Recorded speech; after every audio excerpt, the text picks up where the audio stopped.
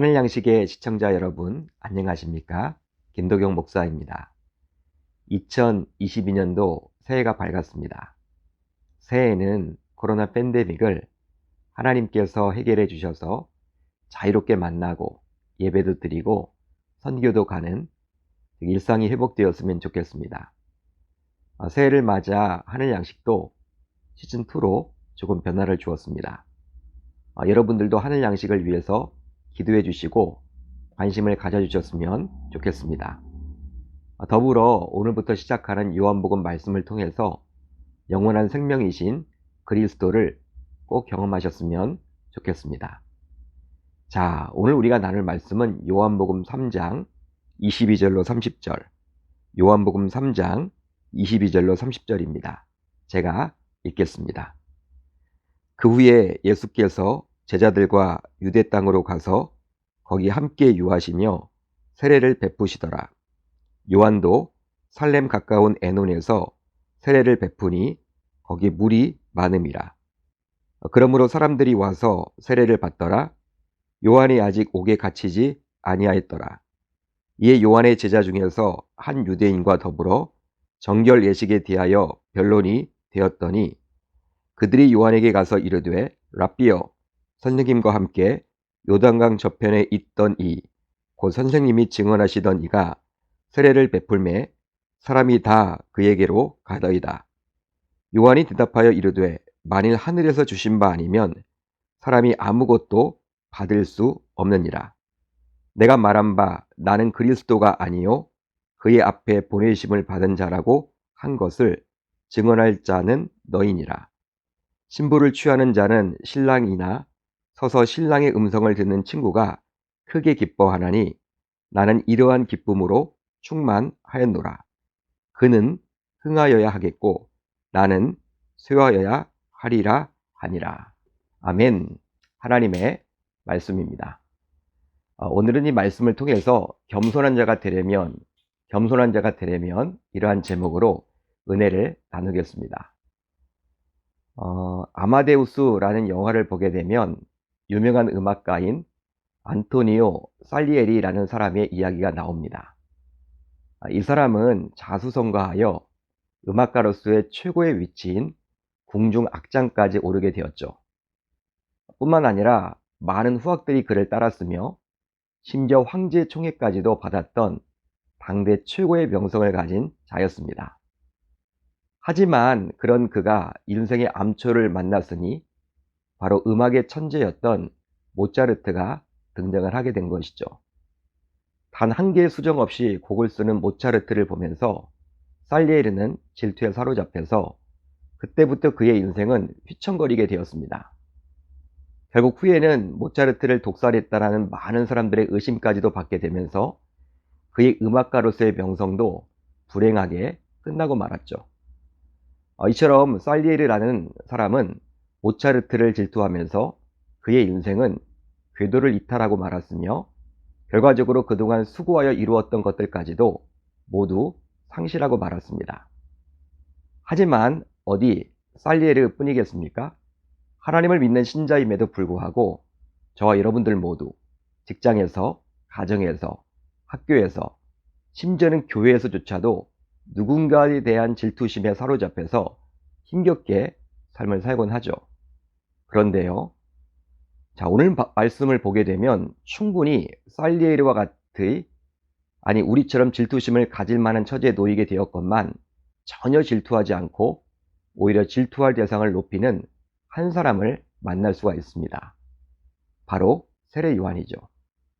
오늘 말씀 안으로 들어가 보면 예수님께서 제자들과 함께 유대 땅에서 세례를 베풀고 계셨습니다. 아마도 혼자 베풀기보다는 제자들과 함께 베풀었던 것 같아요. 그런데 동시에 세례 요한도 예수님이 계신 곳과 그리 멀지 않은 곳에서 세례를 베풀게 되었습니다. 그런데 세례 요한의 제자들이 세례 요한에게 다음과 같은 말을 전했죠. 자, 오늘 본문 26절을 볼까요? 이렇게 기록이 되어 있습니다. 그들이 요한에게 가서 이르되 랍비여 선생님과 함께 요단강 저편에 있던 곧 선생님이 증언하시던 이가 세례를 베풀매 사람이 다 그에게로 가더이다. 요한의 제자들이 시급히 자신의 스승인 요한에게 한 말은 무엇입니까? 바로 예수님이 나타나기 전까지만 하더라도 자신의 스승인 세례 요한이 온전히 주목을 받았었는데, 예수님이 나타나자 이제 많은 사람들이 요한이 아니라 예수님을 찾게 되어서 자신들이 1등을 빼앗기게 되었다라는 것이죠.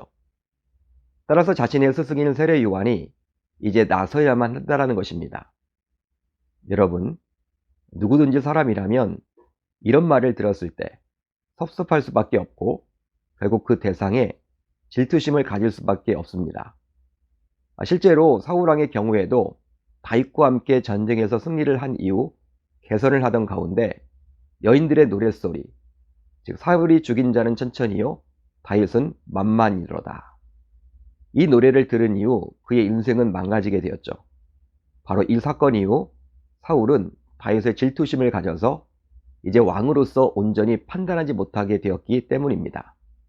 하지만 오늘 본문을 보게 되면 세례 요한은 제자들의 이야기를 들었기에 질투심을 충분히 느낄 수도 있었지만 전혀 질투심을 느끼지 아니했죠. 그렇다면 세례 요한이 그리 할 수 있었던 이유는 과연 무엇 때문일까요? 바로 그는 겸손했기 때문입니다. 그런 그였기에 예수님께서는 그를 향하여 가장 큰 칭찬을 아끼지 아니했던 것이죠. 내가 진실로 너에게 말하노니 여자가 낳은 자 중에 세례 요한보다 큰 이가 일어남이 없도다. 그렇습니다. 세례 요한은 지극히 자신을 낮출 줄 아는 겸손한 자였었는데요. 이런 겸손의 원조는 바로 예수님이셨습니다. 이런 그리스도의 겸손에 대해서 바울은 빌립보서 2장 6절로 8절에서 다음과 같이 말씀을 해주셨죠. 그는 근본 하나님의 본체시나 하나님과 동등됨을 취할 것으로 여기지 아니하시고 오히려 자기를 비워 종의 형체를 가지사 사람들과 같이 되셨고 사람의 모양으로 나타나사 자기를 낮추시고 죽기까지 복종하셨으니 곧 십자가에 죽으심이라. 아멘. 바울은 성자 하나님이신 예수님께서 성부 하나님과 동등이셨으나 삼위 하나님의 뜻을 온전히 이루고자 하나님과 동등됨을 취할 것으로 여기지 아니하시고 자기를 낮추시고 죽기까지 복종하셨다라고 말씀하셨습니다. 여러분, 이것이야말로 진정한 겸손이라 할 수 있겠죠. 실제로 예수님께서도 자신을 가리켜서 다음과 같이 말씀하셨습니다. 나는 마음이 온유하고 겸손하니. 그렇습니다. 이런 예수님의 겸손을 세례 요한 또한 가지고 있었던 것이죠. 그렇다면 어떻게 세례 요한은 겸손할 수가 있었을까요?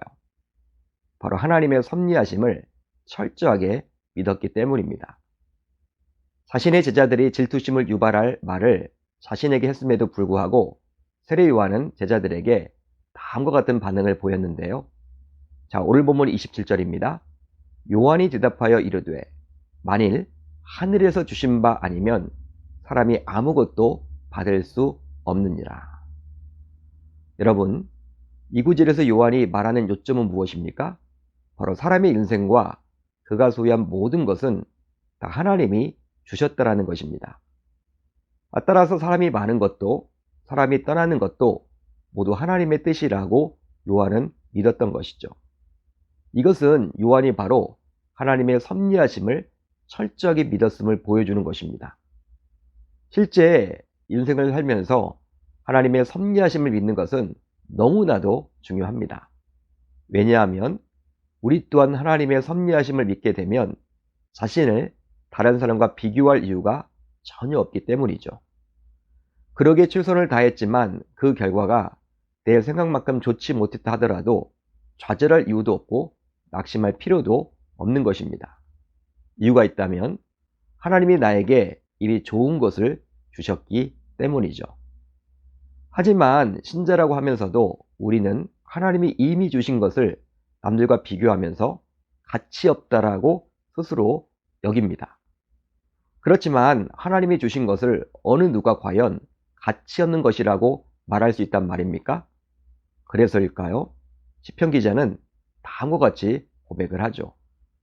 물은 높이는 일이 동쪽에서나 서쪽에서 말미암지 아니하며 남쪽에서도 말미암지 아니하고 오직 재판장이신 하나님이 이를 낮추시고 저를 높이시느니라.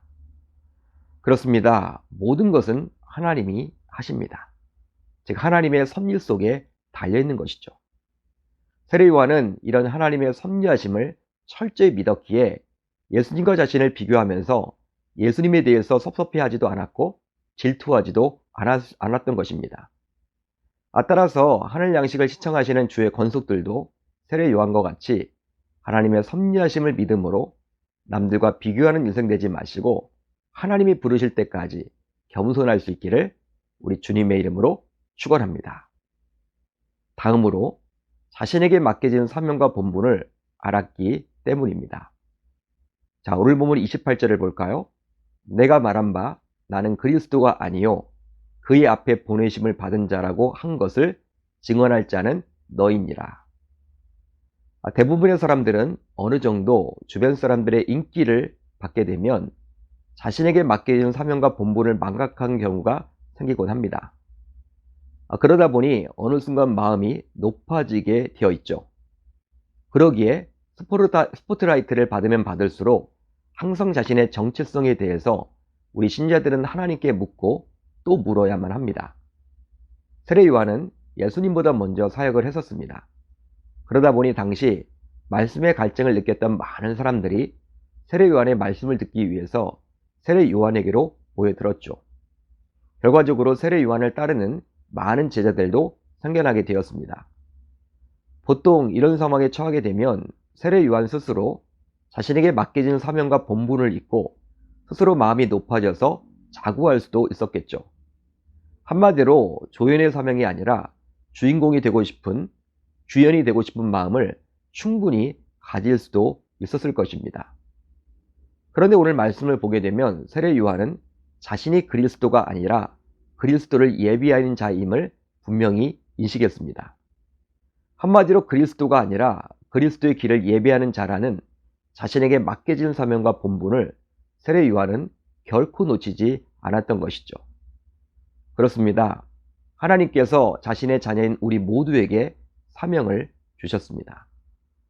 물론 누군가의 사명이 더 커 보이기도 하고 상대적으로 자신의 사명은 보잘것없이 보이기도 하죠.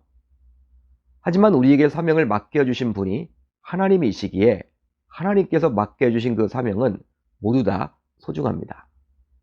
바로 뭔가 이유가 있기에 우리에게 맡겨주셨기 때문이죠. 그러기에 우리는 누군가의 사명만을 부러워하며 시간을 보내서는 결코 아니 되는 것이죠. 바로 자신에게 맡겨진 사명과 본분을 바르게 인식하며 삶을 살아내야 하겠습니다. 따라서 세례 요한처럼 저와 여러분들 모두 자신에게 맡겨진 사명과 본분을 기억함으로 일평생 겸손하게 살아가겠노라고 다짐하고 결단하는 주의 권속 모두 다 되실 수 있기를 우리 주님의 이름으로 축원합니다. 자, 이제 오늘 우리 공동체가 함께 나눌 기도 제목 살펴보겠는데요. 우선 첫 번째로는 하나님의 섭리하심을 철저히 믿고 자신에게 맡겨진 사명과 본분을 알아 겸손하게 살아가는 주의 권속 모두 다 되게 하소서. 다음으로 오늘부터 새롭게 시작하는 하늘 양식을 통해서도 큰 은혜를 받을 수 있도록 은혜를 베풀어 달라고 오늘 하루도 말씀을 붙잡고 기도하는 가운데 우리 주님의 세밀한 음성을 듣는 저와 여러분들이 모두 다 되셨으면 좋겠습니다.